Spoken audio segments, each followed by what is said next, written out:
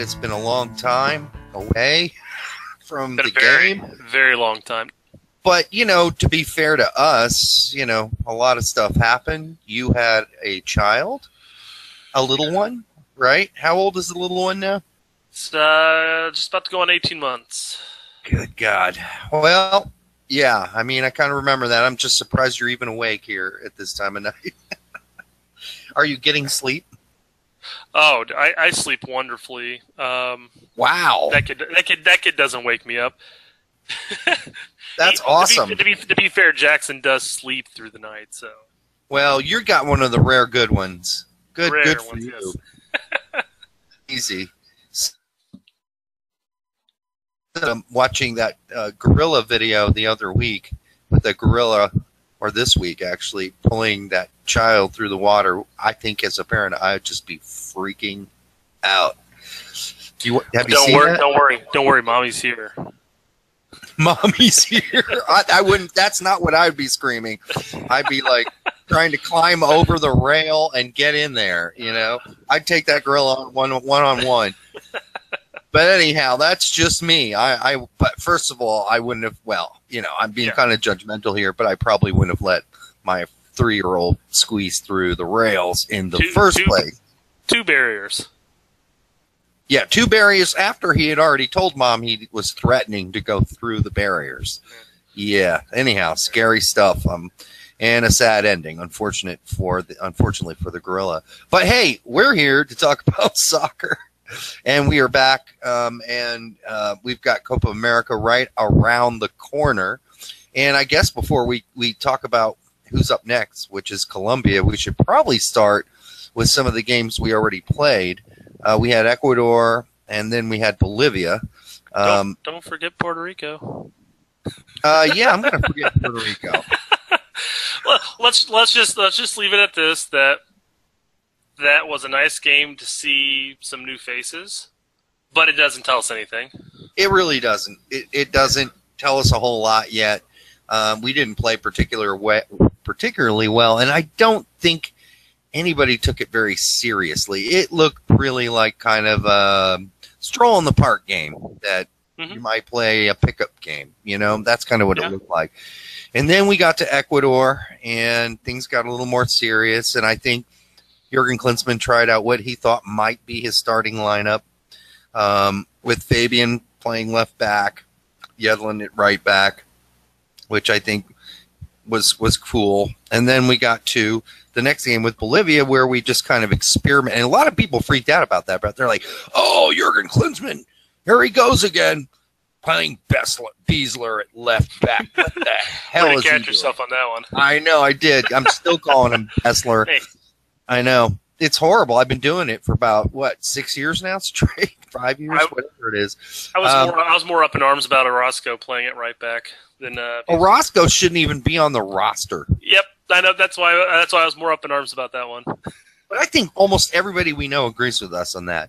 I mean, so that's not really a shocking thing for us to say or anybody else to think. It's just that here's a guy who could barely get into the starting 18 for his Mexican team. A Mexican team, by the way, who in Tijuana, Club Tijuana, who just decided they're going to sell all their players. It's a fire sale. All of them are up for sale, including the 4 Americans on the team, which are Guido and Garza are also on that team. And they're going to get rid of everybody if they can. Good luck on getting rid of Orozco. I don't think he could play on most Mexican team starting lineups. Why Jurgen Klinsmann is so in love with Orozco, I just cannot figure it out. Who's to say? There's some weird things that Klinsmann does, and this is certainly an obsession that, and he's gone through other obsessions before. Mm-hmm. Like he stuck with Shea for a long time, regardless of the fact that Shea couldn't get playing time in the English Premier League, and then when he was on loan, he couldn't get to a lower league team. He couldn't get playing time either, but he stuck with Shea for a while. Heard he was a little upset that he didn't even get considered for the 30-man roster. Well, looking at our left backs that are available, I think Shea could have been considered. But then again, so should have Villafana. And a lot of people have talked about that as well because he had such an amazing season in Mexico. And I guess we're just going to wait on that. Now, Castillo, to be fair to him, Castillo's also had a very great season in Mexico. It just never seems to translate to the Nats. There's no transition into the Nats. And yeah, I think I've seen enough of Castillo and Orozco to know that we've got to find other options. I mean, don't get me wrong. Castillo can definitely play. He definitely has his games where you're like, you know what, that was actually a pretty good game for him. But quite frankly, he's too hit or miss. And at this level, we can't take hit or miss. No.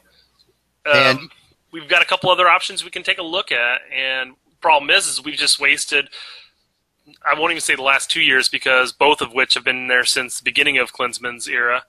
And nothing's changed. Every game they're starting, I'm just like, oh, God, no, please. Right, right. No, I agree with you, and I think that's because Klinsmann has basically decided, hell or high water, that Fabian Johnson is going to play left back for this team. And it doesn't matter that Fabian Johnson is a Bundesliga star playing left winger, left midfielder for his club, Borussia Mönchengladbach. It just doesn't seem to matter because that's where he wants to go with it, because we do have other positive options for left midfield if we're going to play a 4-3-3 or what looks like to me to be much more of a 4-5-1. That's what it plays like to me. I'm sorry, I played a 4-3-3 when I was in high school and other places. We don't play a real 4-3-3. That's really a 4-5-1. That's okay. I mean, it's semantics, and people want to argue that's really Splitting a 4-3-3. Yeah, that's fine. I can live with that. I can just tell you what it plays like, and what it plays like is a 4-5-1. It's just unfortunate because I think he would be a real asset, Fabian Johnson, at left midfield. Well, and here we brought up Beasler playing at left back against Bolivia, and I thought he played very well actually. He did.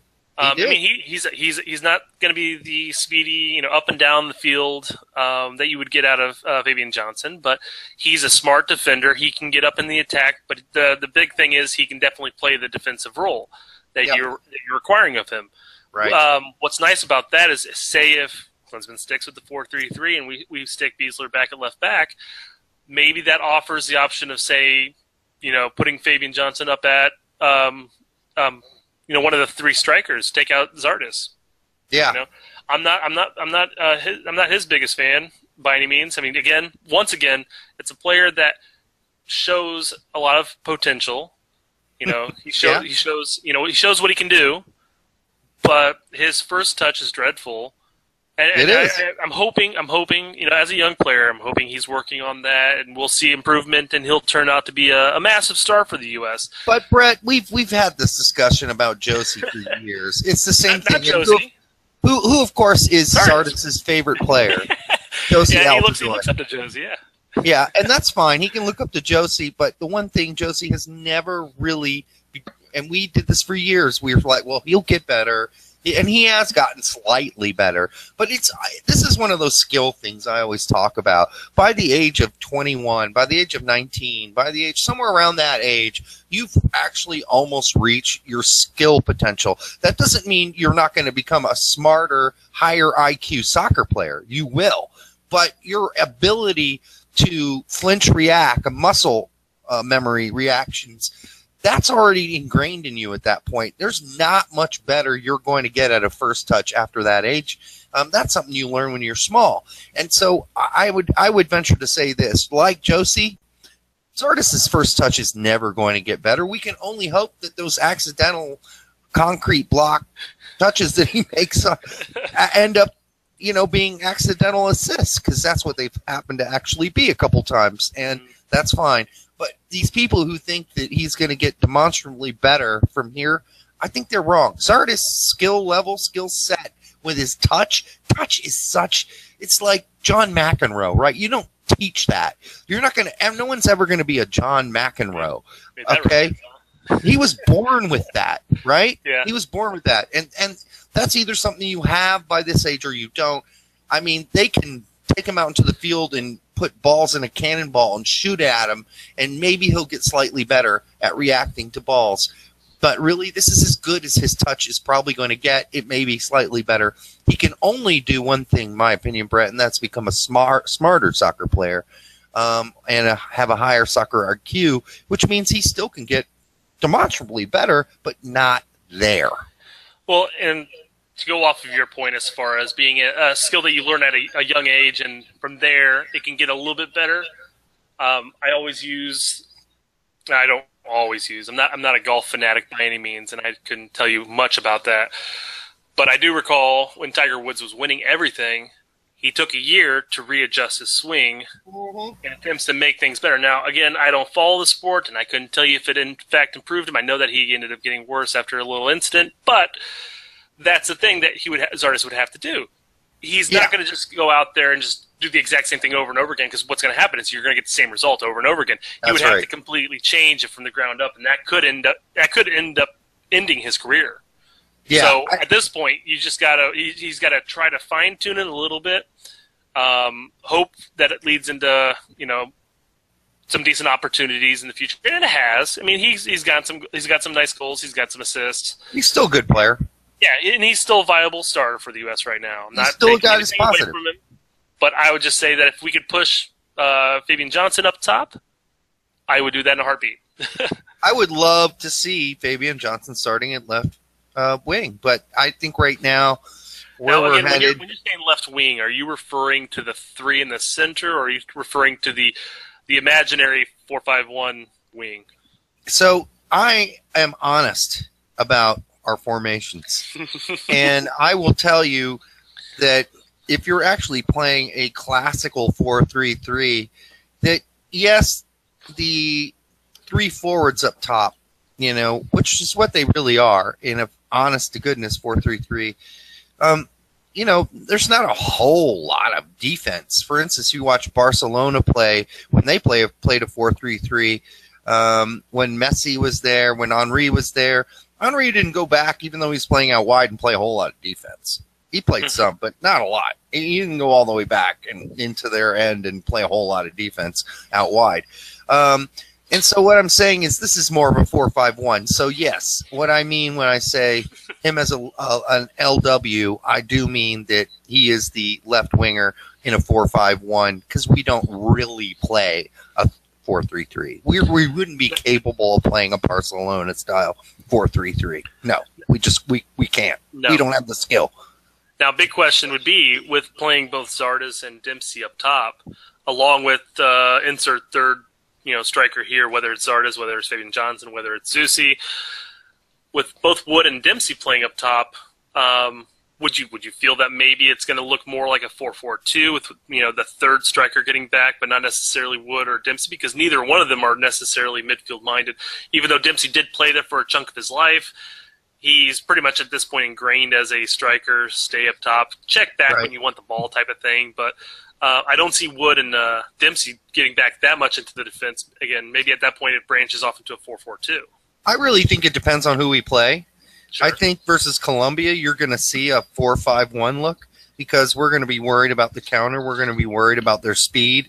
We're going to be worried about their skill. And you're going to see us not wanting to lose that opening game, and we'll take a tie probably.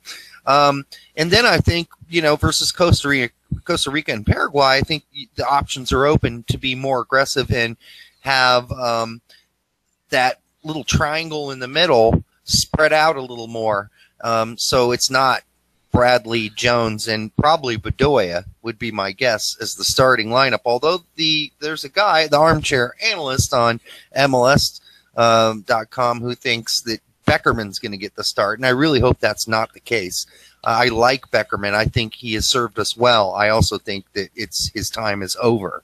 And so I think playing Bradley in that deep position with all the way in front of the back four, and then having Jones and Bedoya as the more mobile central midfielders, I think that's where we want to go with this. I think that's what we're going to see.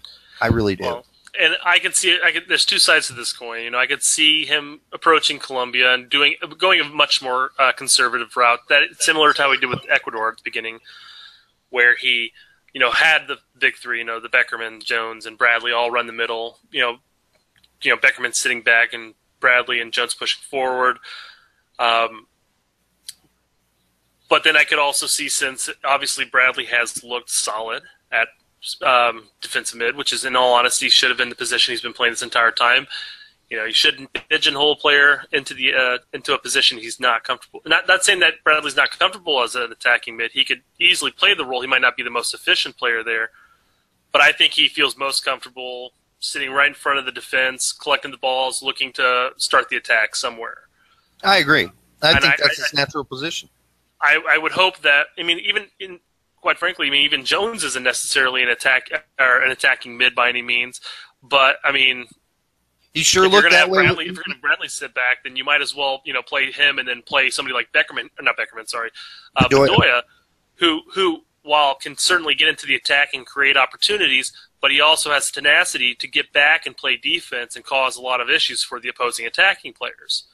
So that's the reason why I think Bedoya would probably get the nod over Beckerman, simply because, as you're mentioning, Beckerman's in the past, very similar to like, say, an inclusion of Wondolowski. It's like, why are we including him? Is he really going to get a play? So it's one of those things that you're just like, he's the past, he's there as an option, but this is what we need to do moving forward. No, I agree, and I think that we shouldn't underestimate Jones as an attacking player. What we've seen out of him, and I know people will say, well, it's just MLS. Well, you know what? He's been pretty dominating since he's come back from a 6-day ban. There's a reason Colorado is near the top of the table, if not the top of the table in the West right now. And that's because Jones has been a monster. He gets back and he plays defense, but when the ball moves up the field, he has the freedom to be an attacking player, and he's just been devastating so far. Mm-hmm. And I see that he's got that. Now, did he play a great game versus Bolivia? I don't think he did. I think he played a fairly confused game. I don't think he looked really sure about this new role with Bedoya and Bradley in that triangle in the middle. But I think that will pass, and I think he will get comfortable, and I think he will be dangerous. And so I think we can expect Jones to show his skill. And I know there are detractors of Jones, but you got to also take into account the one thing Jones gives us that no other player on our team does. And you would think Dempsey would bring some of this, and he brings a little, but not enough in my opinion. Jones brings some serious toughness, sort of badass approach to the game. He'll do whatever is necessary. If that means taking somebody out, he'll do that too. And we don't have enough of that. And there's one guy in that locker room, if you talk to a lot of U.S. men's national team people who cover the team close up, and all the players will tell you as well, there's one guy that holds everybody accountable, and that's Jermaine Jones.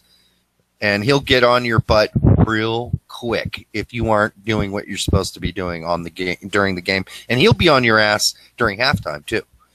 If you're not living up to your, he's the enforcer of this team, not only on the field, but emotionally and verbally. And you talk to his former teammates in the Revs, and there's been many interviews of Revs players who said, you know, losing him was the hardest thing they're going through right now, because he was the team leader. He is a leader, and that's what we need on the field. And that's why I think you're going to see Jones last until 2018, frankly. Wouldn't surprise me. Wouldn't surprise me at all. Yeah. So that gets us to, and I don't know, did you have anything more to add about the Bolivia game? Not about the Bolivia game. I mean, we saw a lot of good things, obviously. Yeah. One thing to always consider, just simply because, I mean, again, these were all friendlies and stuff, but I really liked the energy that Nagbe brought off the bench. Nagbe's I agree. He'll definitely be an option off the bench every game. He may even start a couple games. We don't know. I was going to say, I mean, a possible idea, and I don't think this will ever get considered by any means, as against some, say, Colombia, who, you know, it's going to be arguably our toughest game of the group. And they're quick. It will be. But you could theoretically say, have Jones and Bradley run more of a duo defensive mid / pulling up into the attack, but have Nagbe run more of the offensive side instead of Bedoya. It offers a little more creativity, but still offers the defensive coverage by both Jones and Bradley per se. Yeah, I mean, you could play two in front of the back four of a different type of triangle and have the point of the triangle be Nagbe. And that would be completely fine with me as well. I don't think that's something that Klinsmann's going to do, although it's really hard to predict what Klinsmann's going to do anymore. I really do think that Bedoya is still ahead of Nagbe as far as the trust level goes with Jurgen Klinsmann. And I think that he's more likely to start a guy like Bedoya in that triangle with Jones and Bradley. And so I think that's what we're going to see. And I think based on the last game, as we got closer, we're getting closer to Copa America in the first game on Friday. I really think that's what he wanted to see. And guess what he saw? He saw Bedoya and Jones and Bradley working fairly well together with Bradley in front of the front four. And I think he's going to feel comfortable doing the same thing against Colombia. One thing about Jurgen Klinsmann is that test game or that friendly right before the big game, whether it's the Gold Cup or whether it's the World Cup, it seems to me he's always put in a lineup close to what he thinks he's going to need in the midfield. He'll mess around with the back four because he always does, right? But when it comes to the midfield, he's testing something specifically, and we saw that right before the World Cup with Beckerman and playing that right in front of the back four role and doing an amazing job in the friendlies leading up to the World Cup, which is why he played in the World Cup. So I think that's what we saw versus Bolivia. And so now here we go. We're heading into it. And let's look at the back four, potential back four starting. And I think there's no arguing. I think your two center backs right now are Cameron and the guy from Germany, Brooks. Brooks, thank you. I knew. I thought you were pulling a little joke on that. I'm not remembering his name. John Anthony Brooks. Yes, yeah. I don't think there's any doubt that's our starting back two, unless you have a different thought. No, I would say you're 100% correct, but people are arguing about the center back options, whether or not Cameron is the best option for to partner with Brooks. I think it's a definite option not a definite option. I think it's a definite go-to that Brooks and Cameron are going to be the starting defensive back. And I think they look great. What more does Cameron need to do in the English Premier League to prove to you that he's capable of playing almost any position?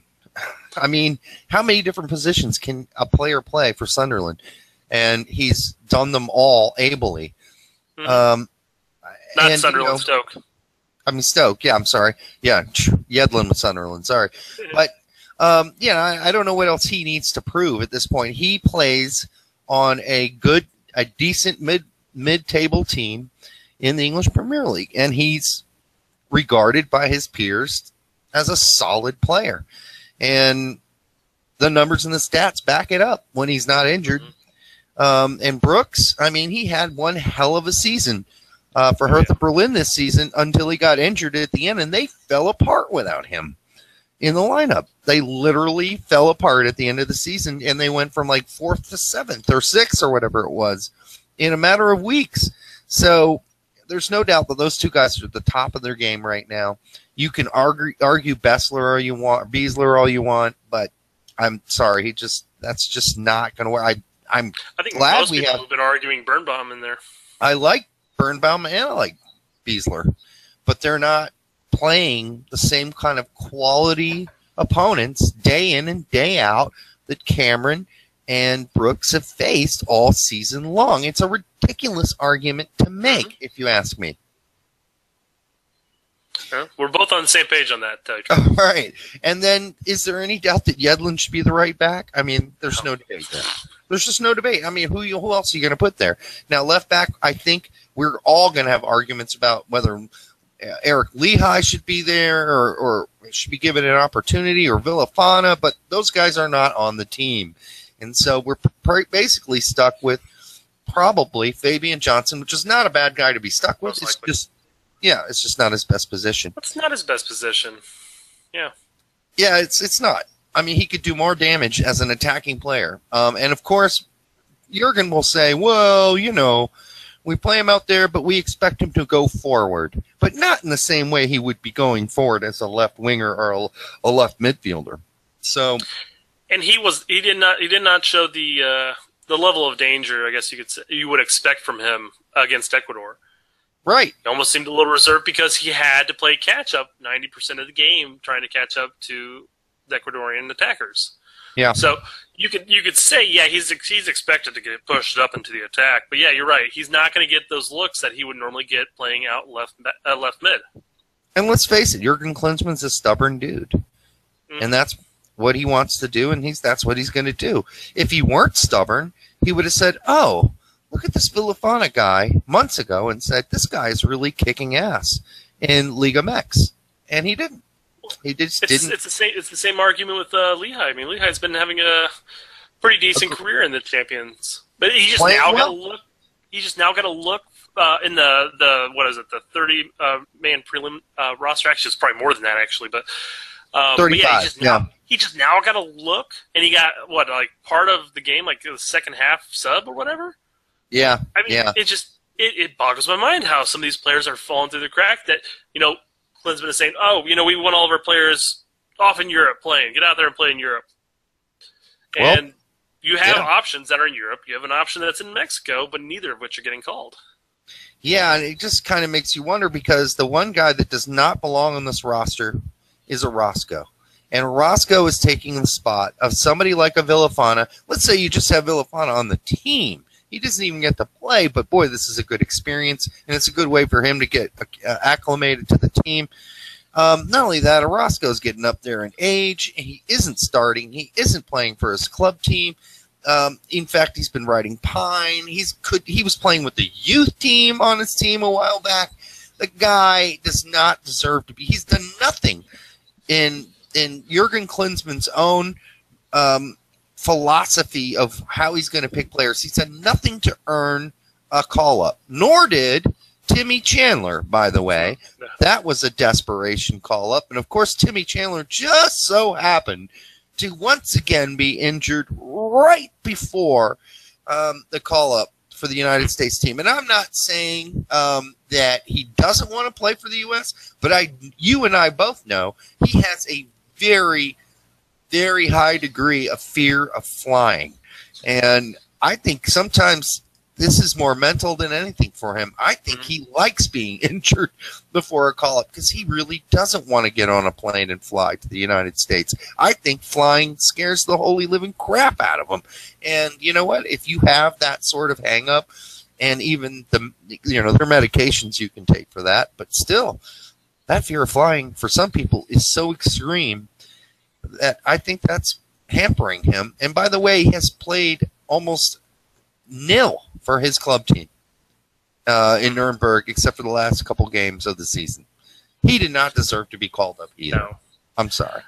No, and jumping back to Orozco, I think people will, playing devil's advocate, will make the argument that maybe Klinsmann kept him in the lineup or roster simply because of his versatility. He can play out back, he can play center back.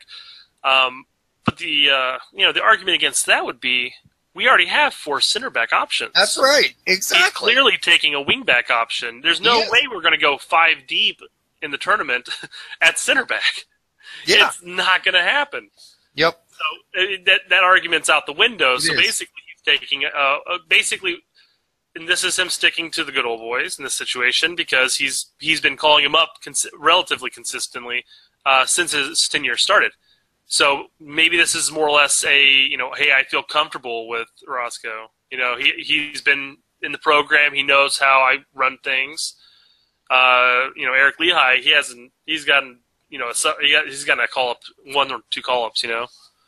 Villafana hasn't got called up at all. So I mean, these people aren't familiar with the setup, and here we are entering a major tournament, so I want somebody who's familiar with the setup and how we're playing the game. But big thing there is that we never play a consistent formation, a consistent lineup, a consistent anything from game to game. Everything's a toss-up. Right. And, the only thing I can think of is that, maybe Orozco is just amazing in practice. Well, he's got a whole history of national team call-ups to base his judgment on at that point. Then I don't care how good you are in practice, but if you keep coming out and playing mediocre to worse, I would say, hey, we got to find somebody else. Yeah, yeah. Well, I think the good news for us is that up top, at least, I think we've got some good options. I think Bobby Wood's playing as good as he's ever played. Mm-hmm. I think that signing with Hamburg, that's a big, huge positive. He's so full of confidence right now. Oh, yeah. And I think it's showing in his play, too. Yeah, and I'd like to see him start out wide on left because we all know Dempsey's going to be in the middle unless he's injured for some reason. And Zardes will probably get the start out right, more than likely. And that's fine. I think that's a good attacking group. Both Zardes and Woods have shown they're capable of coming back and playing that defender role in a much more looking 4-5-1. And that way Dempsey can just roam up top. The only threat of that, or the only thing we have to worry about, though, is that we do get stuck playing a lot of defense sometimes, and we get kind of jammed back into our own end. And how do you get out when you only have really one guy up top? And so, we'll see how that works out for us. It certainly worked for us versus Bolivia. You kill the momentum with halftime, like we did with Ecuador. But all right. So let's go to some predictions here. Let's guess the score for U.S. versus Colombia. I'll let you start. Well, I mean, I feel like we're going to be looking at an attempt to upset, similar to how we did with Ecuador. The late game, grinded out late game win. It's either going to be a draw or we're going to lose. I mean, I'd hate to say that we're going to lose, but to be honest, I think if we can grind out a result in a tie, I'd be happy. I would like to go for the win. Nobody rip my head off. Yeah, but I'm just being honest. Yeah, no, I think that's fair. I mean, I was going to say a 1-1 tie, and we'll see how that works out. I think the home field advantage should help a little. The fact that we're not going to have to travel that far, and we're settled in and we're ready to go. And I think we're coming off a good win, and I think the flow is good. So I think we'll probably play more defensively as well. I think we can probably pull out a tie there, and that's probably what Jurgen's going for. How about Costa Rica? I think this is probably going to be. I mean, while Costa Rica is no slouch, I think this is the one that we have to win. We can say the same thing about Paraguay too, but I think this is one that we're going to want to go out for the win. I suspect Costa Rica is probably going to run the possession game and over the U.S. at least, and I'm going to go out on a limb and say 2-1 win for U.S. Yeah. No, I think that's about where I was headed too. And then I was going to say the same thing for Paraguay. 2-1 win, maybe 2-0. Although don't underestimate Paraguay. They're a good team, and I think people don't realize that this is not an easy group. No, this is we could easily flame out 3 losses, no doubt. We really could. And then what happens? Does Klinsmann, if we flame out in 3 losses, wow. That is a serious indictment of Klinsmann's reign, and will he survive it? Yes. Yeah, he probably will. He's not gonna get canned, and we have no backbone in our organization, and it's not gonna happen. Who are we gonna replace him with? I mean, we do have options to replace him with. Yep. But I mean, we'll save that for another show. Yeah. But yeah, I expect the U.S. to move on through the group. It's going to be tough, but I expect them. These are the expectations we need as a country. I know there are some people that are saying, we could go all the way and win it. We could, but I think expectations should be at minimum to get out of the group. Get out of the group, and then anything can happen. Exactly. Basically, that's what we're shooting for in any tournament. If you have a tournament with, Uruguay, Brazil, Argentina, and Colombia in it, then you're just hoping that somehow you can get through the group stage and get into that all or nothing stage, because we're also looking at quarters and semis, finals that go straight to shootout after 90 minutes. So no extra time. That'll be interesting. So weird. Yeah, it is weird. It's very weird. All right. I think we covered everything for the most part. And we're going to try to do this more regularly as the Copa America continues its march through this month. And, well, we're happy to be back. This is Derek Ritchie and Brett Corbett. And this is the Straight Red Card. We hope to see you and hear from you soon.